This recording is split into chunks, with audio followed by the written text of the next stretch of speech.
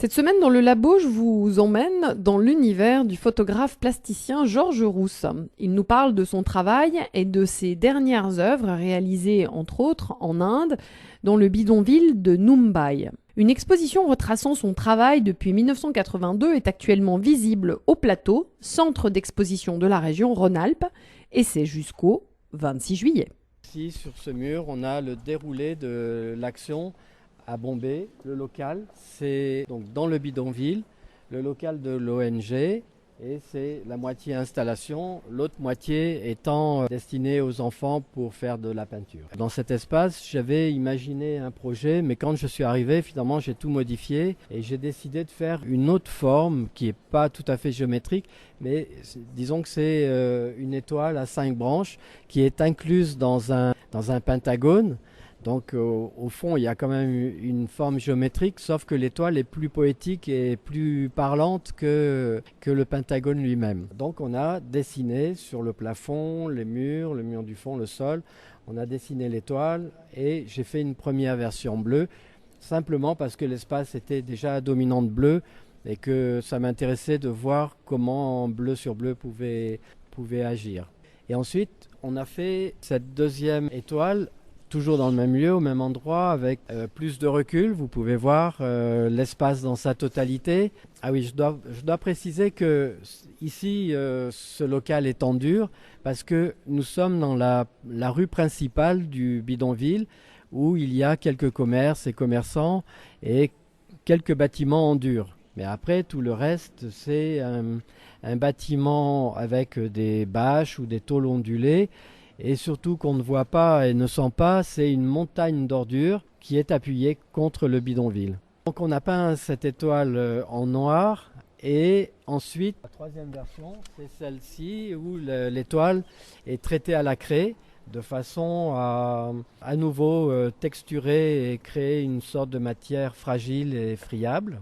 La dernière version, l'étoile est en jaune simplement parce que pour les Indiens, le jaune est une couleur sacrée et spirituelle. Et donc, voilà. Cette étoile est restée dans le local. Vous pourrez voir dans la vidéo, vous allez voir qu'elle cohabite avec les gens et avec le reste.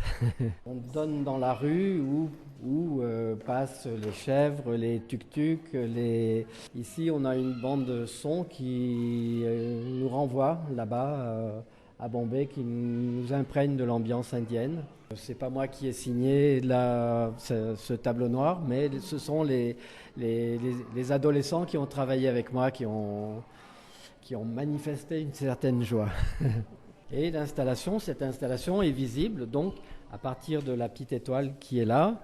Voilà, le point de vue est là et normalement si on ferme un œil pour éviter la vision binoculaire, on voit le cercle rond comme sur la photo de tout à l'heure. Cercle qui a évolué puisque maintenant il est traité à la craie de façon à montrer la fragilité du support. J'ai rencontré Atek, un jeune homme qui collabore depuis quelques années avec Georges Rousse. Il nous parle de sa relation à l'art contemporain et au travail de cet artiste singulier. Vous avez participé à ce très beau projet à Mumbai avec Georges Rousse.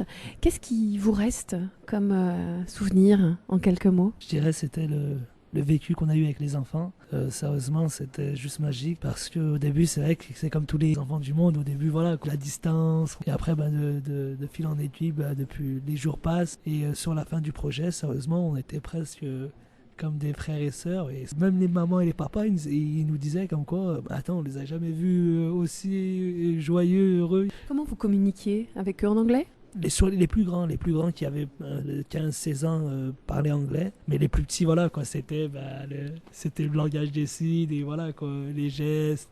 À Atek, vous avez participé à plusieurs projets avec Georges. Qu'est-ce que l'art contemporain, et l'art de Georges plus exactement, a dit dans votre vie ? Comme je le dis souvent, moi, voilà, quoi, j'avais 16 ans, je sortais de l'école. Pour moi, l'art, ça, je connaissais pas. Et un jour, Daniel Sino, l'éducateur, a prévenir. Il m'a dit, il y a un chantier avec Georges Rousse. Il m'a dit qu'il connaissait depuis bien longtemps, qu'il avait fait des chantiers avec lui. Moi, je lui ai dit, allez, c'est l'occasion. Alors, j'ai fait un premier chantier avec lui, c'était à Chasse-sur-Rhône. Et je pensais, quand on avait commencé avec Georges, c'est vrai qu'il nous a mis à l'aise. Ça a changé votre regard, justement, sur l'art? Ah ouais, oui, bien sûr. Moi, je pensais que c'était pour comment je pourrais dire ça, pour une catégorie de personnes. Je pensais que l'art, pour moi, c'était pas été baigné dans l'art quand j'étais gamin. C'est-à-dire, pour moi, je connaissais pas, c'était dans les livres, c'était comme je disais, Van Gogh et tout le reste. Mais en fait, non, c'est pour tout le monde, en fait. L'art pour tout le monde. Je crois qu'avec Georges Rousse, on est complètement là-dedans, finalement. Parce qu'il va jusqu'en Inde, dans des bidonvilles, pour aussi importer l'art partout. C'est fort ce qu'il a fait, parce que c'était de la peinture sur les murs. Ils disaient, mais waouh, mais qu'est-ce qu'ils font?